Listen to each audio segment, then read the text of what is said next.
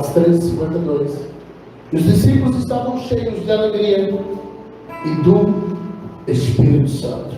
São duas coisas distintas. Os discípulos estavam cheios de alegria e do Espírito Santo. Espírito Santo, fala conosco. Pai, nos toca agora ainda mais. O Senhor já tem manifestado aqui. Por favor, nos pega de dentro para fora, Pai. E nos molda, nos encharca de Ti. Em nome de Jesus. Amém. Amém. Eu quero falar um pouquinho desse tema.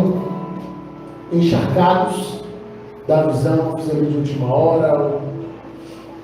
Tamanho também inapropriado, não tem problema não. Encharcados da visão. O capítulo 13 de Atos, ele vai descrever a primeira viagem missionária de Paulo. Paulo está em empolgação ali, está tudo certo. Barnabé está dando um suporte para ele. E é interessante porque quando você lê os capítulos 11, 12, 13 de Paulo, a discussão sobre a primeira viagem, Paulo ele vai apanhando de cidade em cidade, é impressionante.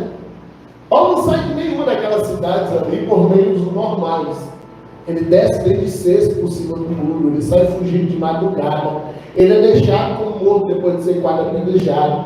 Então isso é uma viagem bem tranquila. É uma pregação, uma surpresa depois do culto, como a turma brinca hoje em dia, R$2, ou uma bancada surpresa. E parece que Paulo escolhia sempre a bancada surpresa. E Lucas ele vem descrevendo, e quando chega ali nos versículos 45 ou 50 do Atos 13, ele começa a descrever um montinho que se levanta pelos judeus no meio do culto. E que aquele montinho que se levanta, eles simplesmente se juntam para tentar acabar com Paulo. Eles iam matar Paulo dentro do culto. E o Paulo foge dali, ele consegue sair dali. E quando ele sai, Lucas escreve, Lucas registra esse versículo 52 como um resumo daquele culto. E os discípulos permaneciam cheios de alegria e do Espírito Santo. Por que Lucas separa? Ele diz assim, olha, estavam cheios da alegria do Espírito Santo. Porque se ele coloca assim, a gente entenderia, eles estavam angustiados, mas estavam satisfeitos, porque Deus estava fazendo a obra. Lucas diz, eles estavam cheios de alegria, alegria humana, né? E eles também estavam cheios do Espírito Santo. Apesar de tudo que eles sofreram naquele culto, naquele dia, eles estavam felizes pelo que Deus estava fazendo. Estavam felizes porque estavam sendo usados por Deus. E coisa fantástica, quando a gente está no início do ministério, cada vez que a gente vai lá na frente, Deus usa a gente. A gente sai de lá feliz, não, mesmo que deu tudo errado, mas a gente foi e diz, uau, eu preguei hoje. E eu preguei. Lembro que irmão, pela primeira mensagem dele, da vida dele, ele voltou todo feliz no dia e disse, pastor, eu preguei 50 minutos. Talvez para a igreja, aqueles 50 minutos foram os mais longos da história da igreja. Porque ele ainda faltava muita experiência para um período tão grande de mensagem, para construir uma mensagem. Mas ele estava feliz por quê? Porque Deus usou ele. Ele diz, eu fui lá e eu preguei, e deu certo. E essa hora que você pega o menino e deixa ele rodar, você volta para cima e diz, não, bora lá. Prepara mais 50. Porque a causa da empolgação, eles estavam apanhando, sofrendo, tendo ameaças, mas eles estavam cheios do Espírito Santo. E isso deixava eles felizes. Deus estava fazendo, e isso deixava eles felizes. Não tinha a ver com eles, mas com o que Deus estava fazendo, apesar de tudo que eles estavam sofrendo. Sabe, queridos, nós não temos uma cultura de Babel. Com a cultura de Babel, nós vamos tentar tocar os céus com a força do nosso braço. A cultura de Babel é nós vamos nos reunir e tentar tocar o céu com a nossa própria força. Eu ouvi o pastor Felipe Vilela, do Evangelho, pregando aqui 1000 vezes mais. Eu até briguei com ele depois do culto. Falei, cara, eu vou usar esse negócio, eu gostei. Ele disse, pode usar, pastor. Ele dizia, toda vez que você tenta tocar o céu com a força do seu braço, você acaba cavando um túnel até o ferro. Frase pesada, né? Toda vez que você tenta tocar no céu por mérito, com a sua força, sem perceber, você cava um túnel para o sentido contrário. Porque a nossa força nunca leva para cima, ela sempre leva para baixo.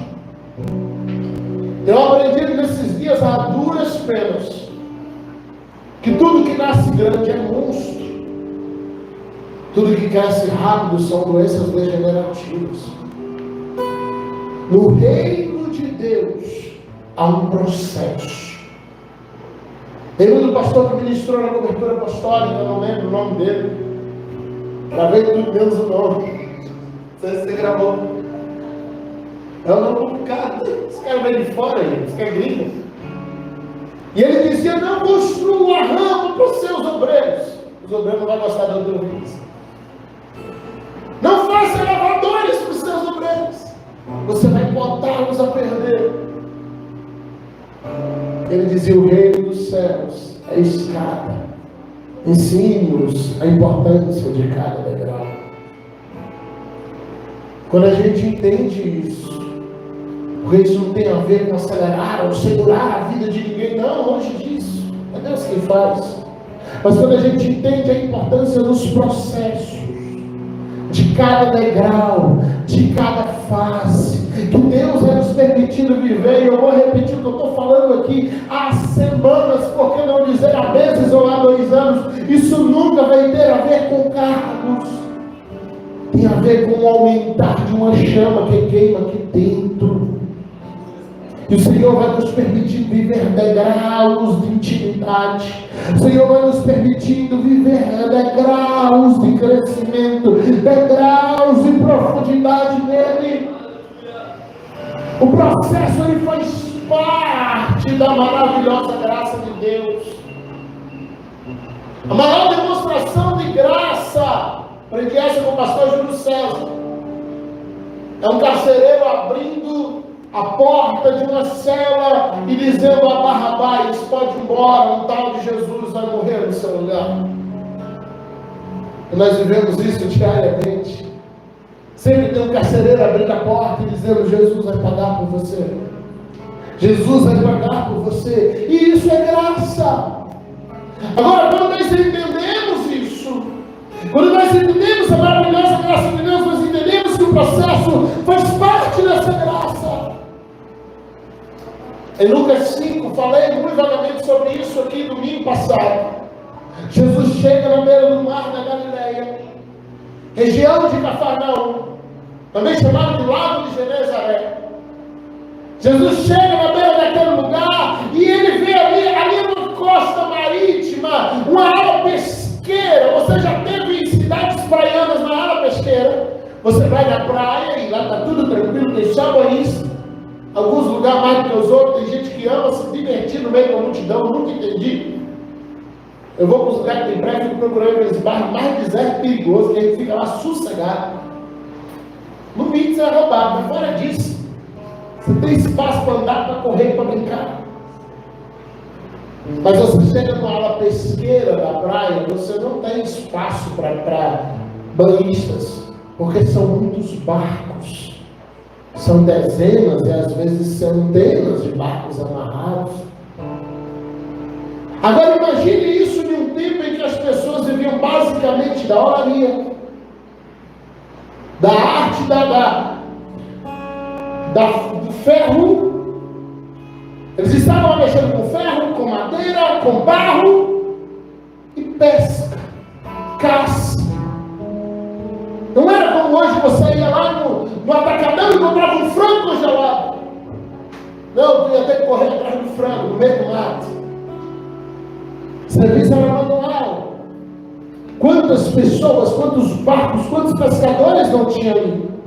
Mas Jesus entra no meio daquela multidão de barcos. E ele, no meio de tantos, a Bíblia diz: Jesus viu 2 barcos. É como se Jesus cegasse para todos os outros. É como se Jesus simplesmente não olhasse para os outros. E eu aprendi que Jesus não faz acepção de pessoas, mas ele faz diferença. E a acepção, se é que se pode usar essa palavra, de atitudes. Alguns vão se posicionar de um jeito diferente.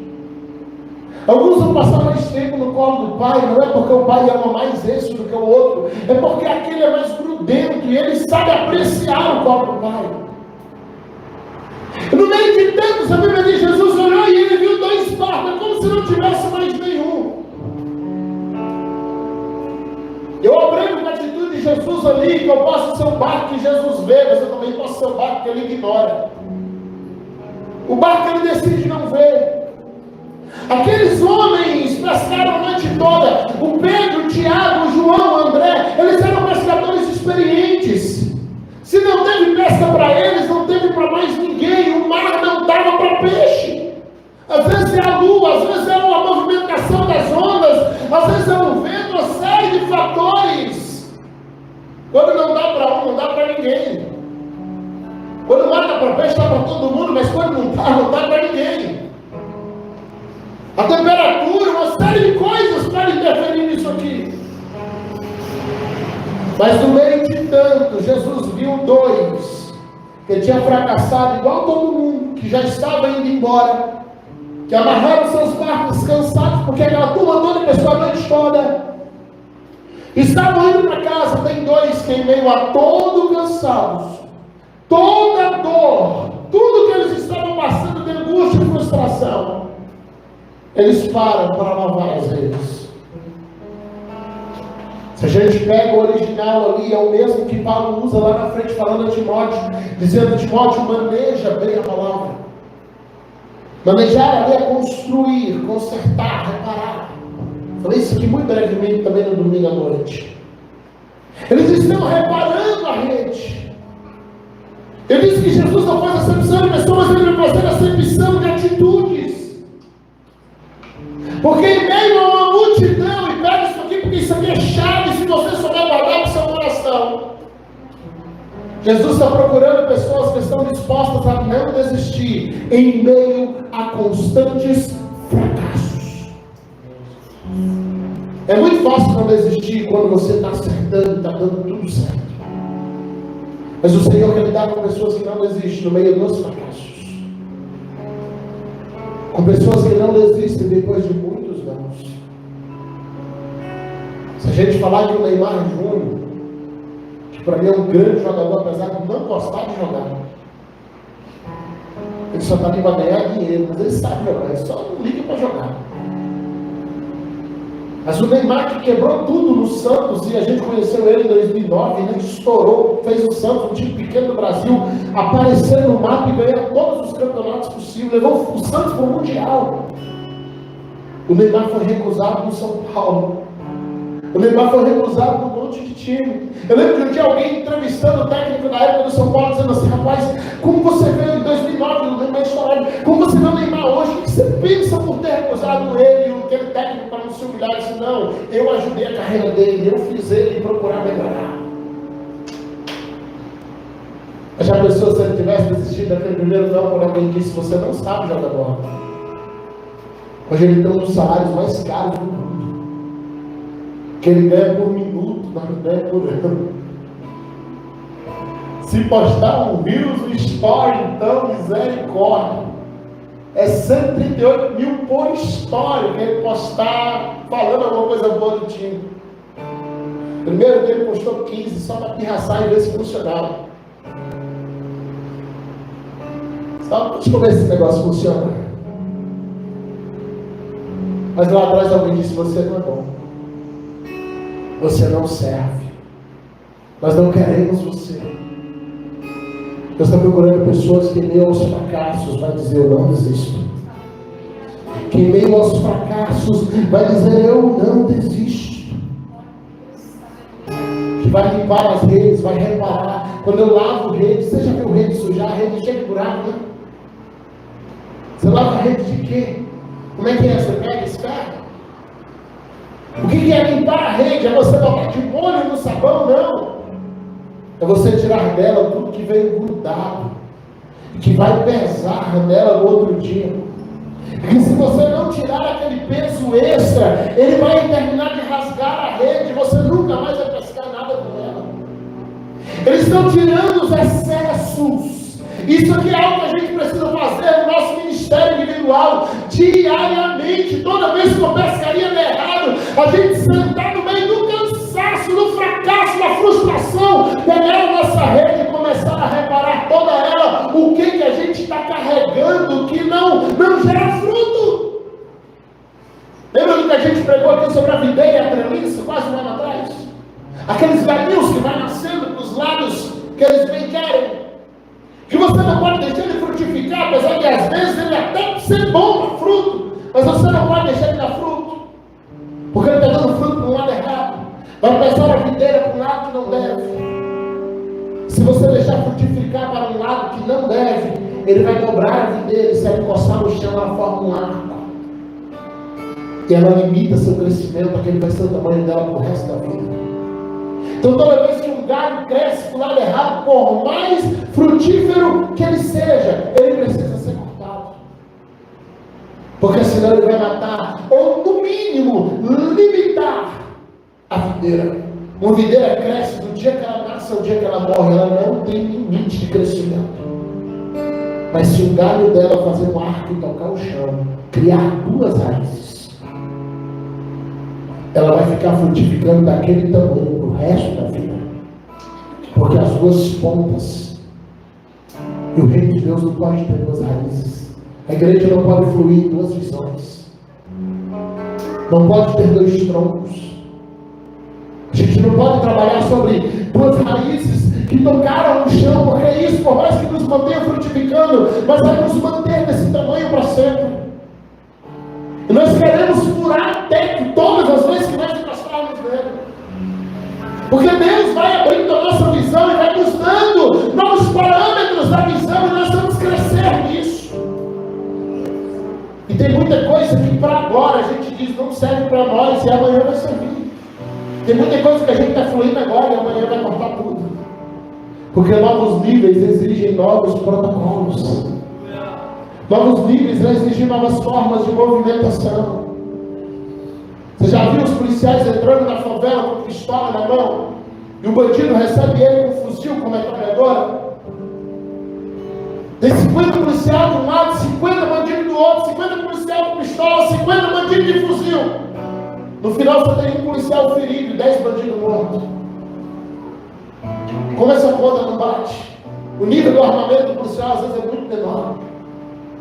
Mas eles trabalham sobre protocolos diferentes, sobre treinamentos diferentes, sobre níveis diferentes, que mesmo com um armamento menor do que o do bandido, ele consegue um resultado maior. É você fazer coisas pequenas que movem coisas grandes. Às vezes a gente faz muita coisa grande que move coisas pequenas. Aqueles homens pararam e começaram a olhar tudo o que estava pesando na rede. Queridos, pare de carregar pesos que só atrapalham a tua vida espiritual. Pare de carregar pesos que só roubam a tua energia e te impede sempre de recomeçar. Paremos de nos sabotar. Paremos de carregar galhos que não nos levam a coisas nenhuma. Carregar coisas mortas que nos impedem de crescer. A gente vai carregando bagagens dentro de nós e junto conosco, em nós, tanto dentro quanto fora. E a gente vai carregando galhos mortos que não frutificam mais, que não crescem mais, que está rasgando a rede, mas a gente não abre mão deles. Se você pegar um copo de água, copo descartável, ele é leve. Segurar ele até comigo. É levinho. Não tem problema nenhum levantar isso aqui. Minha filha de 4 anos levantaria. Acho que a Angelina aqui, que é mais ou menos na igreja, levantaria. Estica o braço. Tenta ver daqui a meia hora quanto esse copo pesa. Quer fazer o teste? Em 10 minutos ele vai estar pesando no mínimo 1 quilo. Daqui a meia hora ele vai estar pesando uns 10 quilos. Daqui uma hora seu braço já dormiu, a água já está no chão. O que eu aprendo com isso, pastor?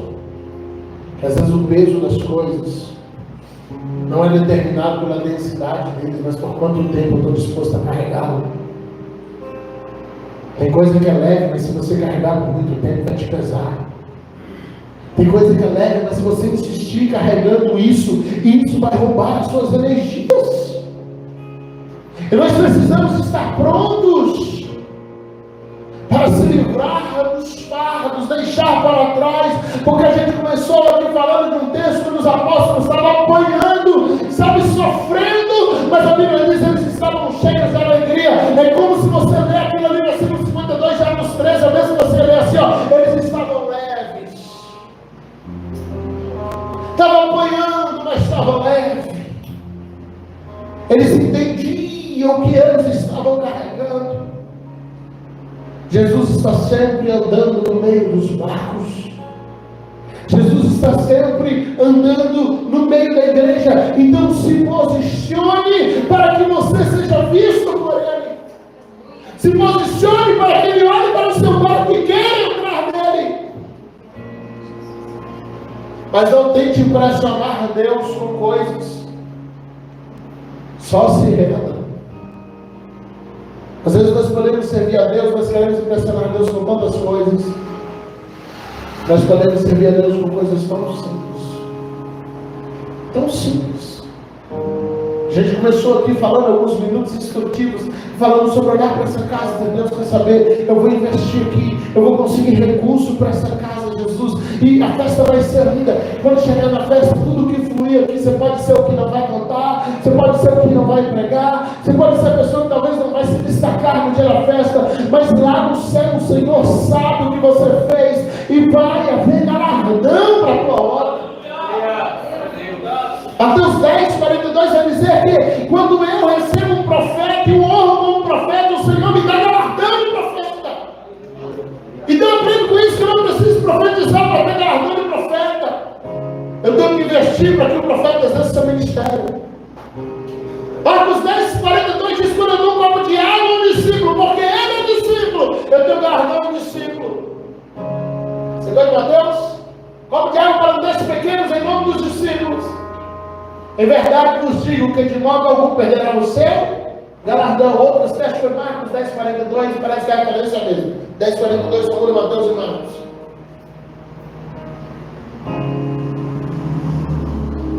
Não, 42 não, está por aí. Entre o capítulo 1 e o 28, está logo ali. Mais ou menos entre Gênesis e Apocalipse. Mas está no Marcos 10, está no seu versículo. Não quero impressionar Deus com coisas exuberantes. Aqueles homens só continuaram fazendo o que eles vieram fazer e fazendo bem feito. E Jesus olhou para ele e disse: eu quero teu barco. Se renda ao Senhor. Nada vai chamar mais a atenção do Senhor do que as lágrimas de alguém que não desiste. De alguém que chora, que lamenta, que está reclamando, mas não desiste. Quando Jesus encontra alguém que mesmo chorando não para. Eu falei aqui nesse ano, o Senhor está procurando pessoas que não desistem, nem aos constantes fracassos. É fracassar 1, 2, 3, 4, 10 vezes, mas eu não vou desistir. Por quê? Porque eu me movo debaixo de uma palavra. E é sobre essa palavra que eu estou lançando a rede. É sobre essas palavras que eu estou investindo. Quando o Senhor encontra alguém que não desiste, ele tem prazer de entrar no barco.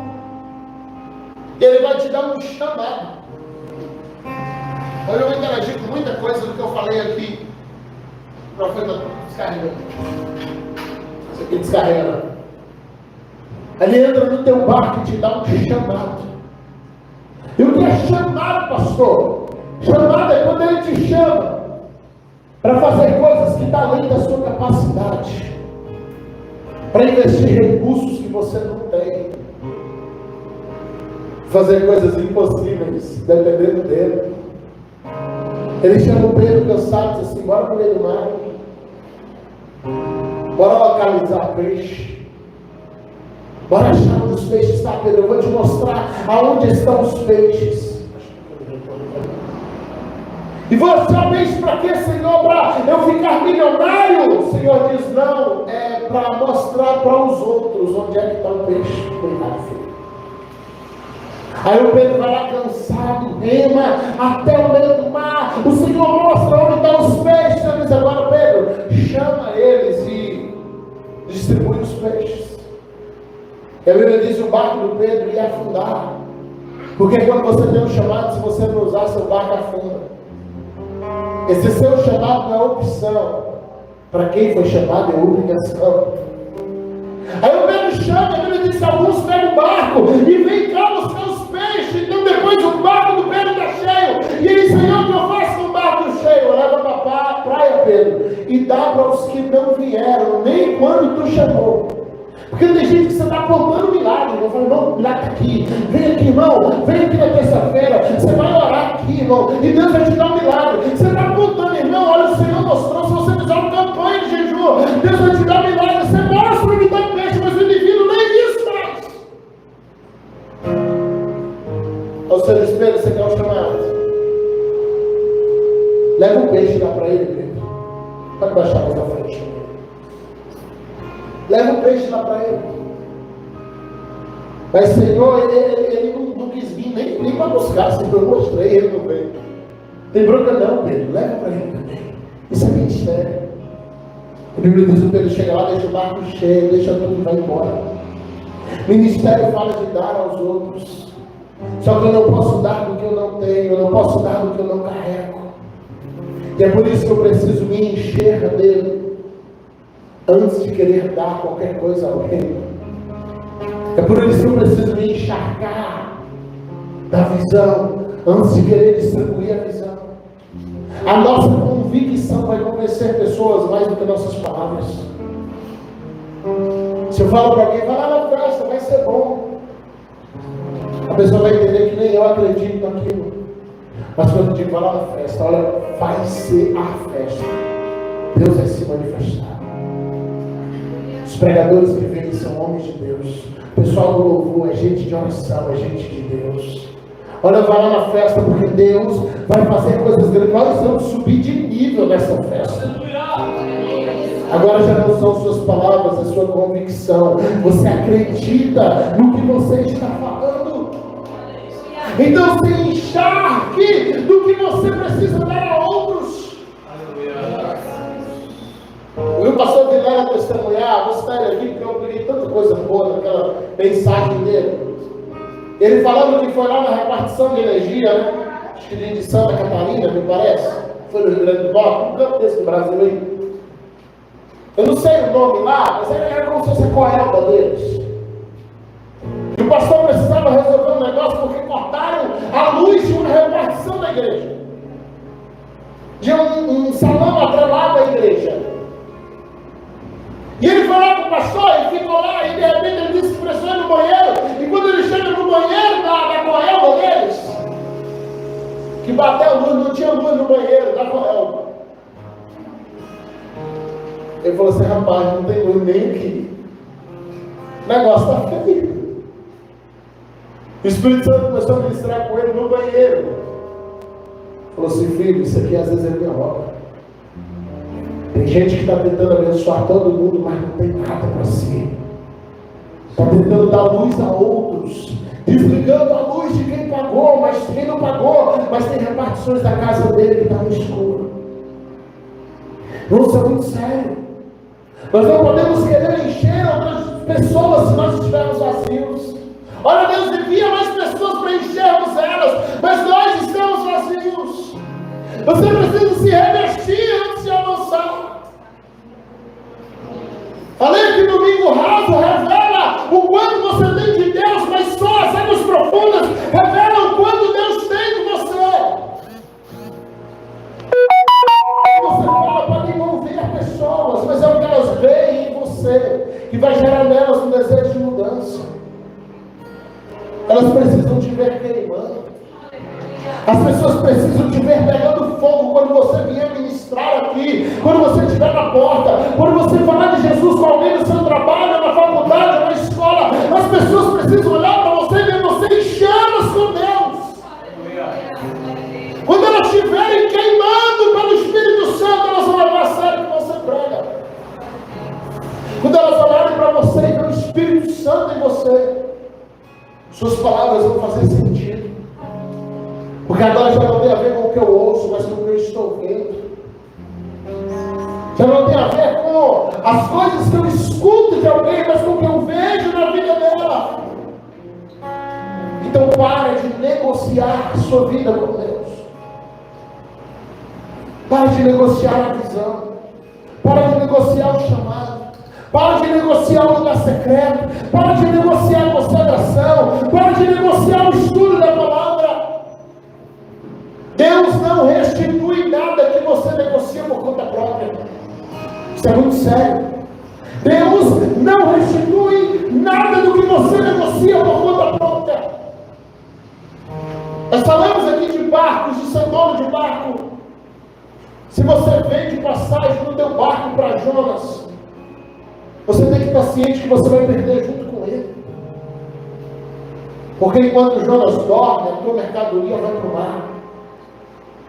E por que Jonas está dormindo tranquilo? Porque ele pagou passagem para estar ali. Alguém permitiu que ele entrasse. Ele não está ali legalmente, não. Ele foi perguntado qual é o preço. Alguém disse: o preço é X. E ele pagou por isso. Alguém negociou uma vaga no barco dele para o Jonas. Esse alguém perdeu tudo antes do Jonas ser chamado. Então não negocie com alguém que não carrega a mesma chama que você. Não negocie com alguém que não está queimando na mesma visão que você. Quando você vai para o pecado de Lúcifer, a Bíblia vai apontar dizendo que Lúcifer se corrompeu na multidão dos seus negócios. Ele foi o primeiro a negociar. Ele disse aos anjos: se você abandonar o Senhor, eu te coloco na posição do meu reino. Se você abandonar o Senhor, eu te coloco. Os anjos começaram a negociação, transformaram o céu em feira livre. A Bíblia diz: a multidão dos teus negócios foi achada iniquidade em ti. Então não negocie o que você carrega. Não negocie a chama que Deus está levantando dentro de você. E às vezes a gente não está negociando com pessoas, não, a gente está negociando com coisas. Deus está nos dando chamados incríveis e a gente está negociando esse chamado. Ao invés de estar com Deus, a gente está escolhendo coisas, a gente está escolhendo prazeres, está escolhendo pecados, e a gente vai negociando consigo mesmo. E depois a gente não entende por que a mercadoria está indo embora. Porque você está vendendo passagem para o Jonas, que às vezes não é uma pessoa, é um pecado. Que às vezes não é uma pessoa, é uma novela. Que às vezes não é uma pessoa, é um filme indevido. Que às vezes não é uma pessoa, é um jogo indevido. Que às vezes não é uma pessoa, é um site que você acessa indevido. Não negocie o teu chamado. Não negocie a tua comunhão. Chama Jesus para dentro do barco. Ele não vai aceitar cobrança, ele não vai pagar o que você cobrar. Mas se tiver uma vaga para ele dentro desse barco aí, ele vai te mostrar onde tem colheita. E quando ele te mostrar onde tem colheita, ele vai mudar o teu cenário. Tem 3 coisas que vai chegar antes de vocês. Visto do pastor George lá na sexta-feira. 3 coisas que vai chegar antes de você no seu futuro. A primeira delas é Deus. A Bíblia vai dizer em Isaías, capítulo 46, versículo 10, que o Senhor anuncia o fim desde o começo.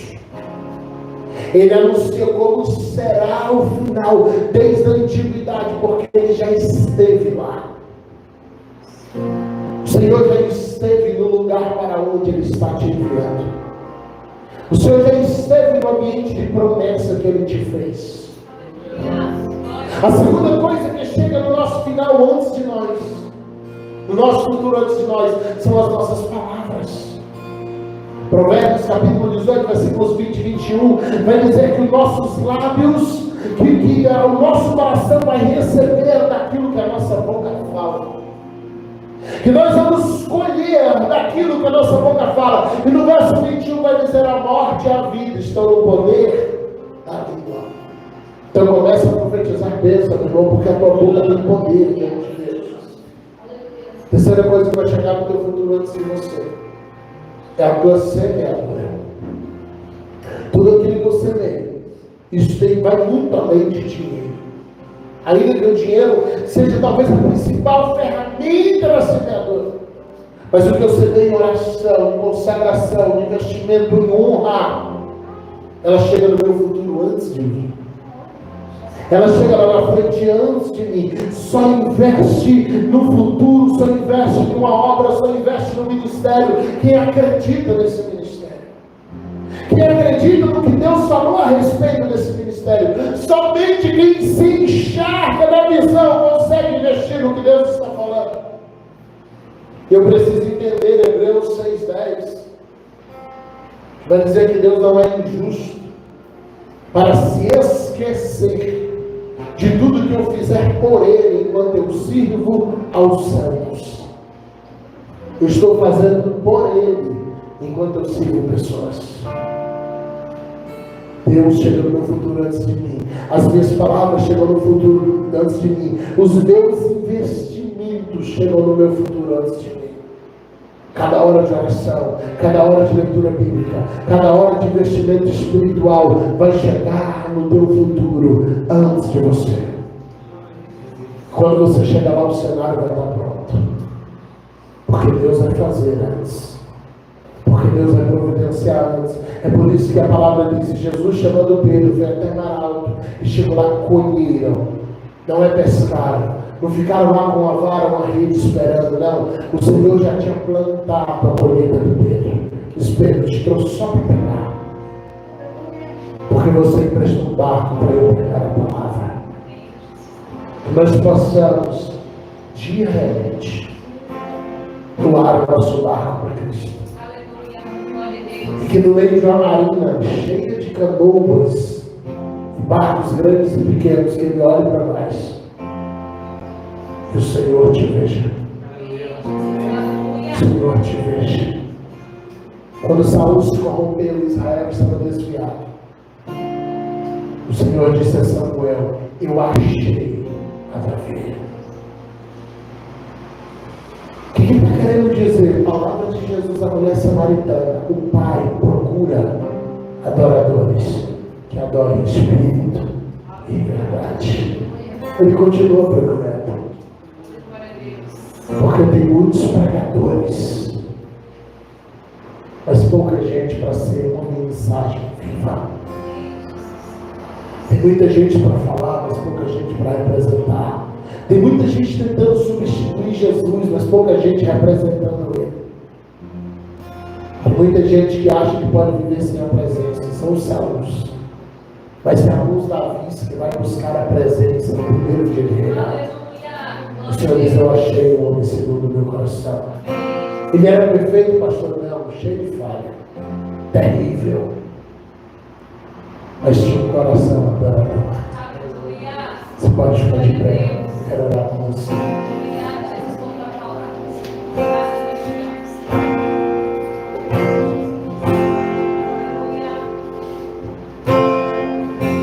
Que nós possamos ser encharcados dele. Diariamente o Senhor enche.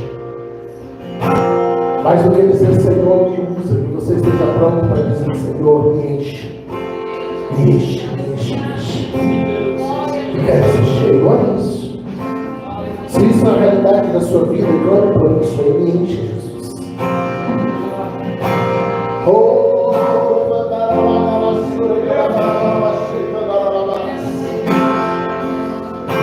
Vem sobre essa casa, Jesus. Toca os quatro cantos dela aqui agora, onde tem pessoas aqui assentadas.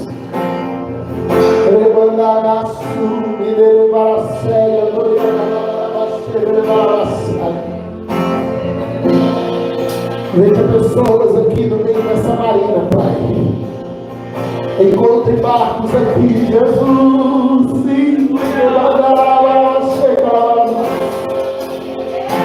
Vem sobre nós, Pai, vem sobre nós. Caminhe em nossa direção agora e nos encontre reparando a rede.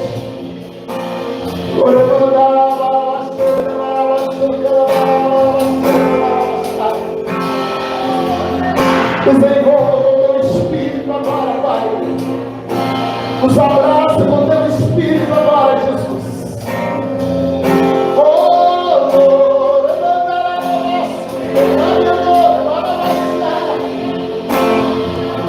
Nos envolva aqui, Espírito Santo, nos envolva aqui, Espírito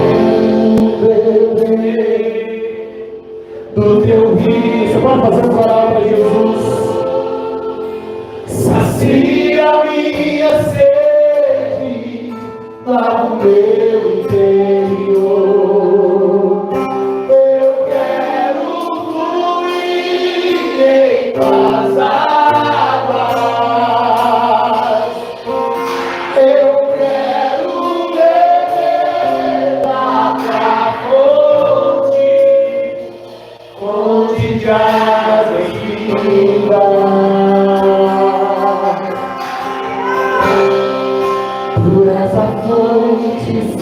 Aleluia.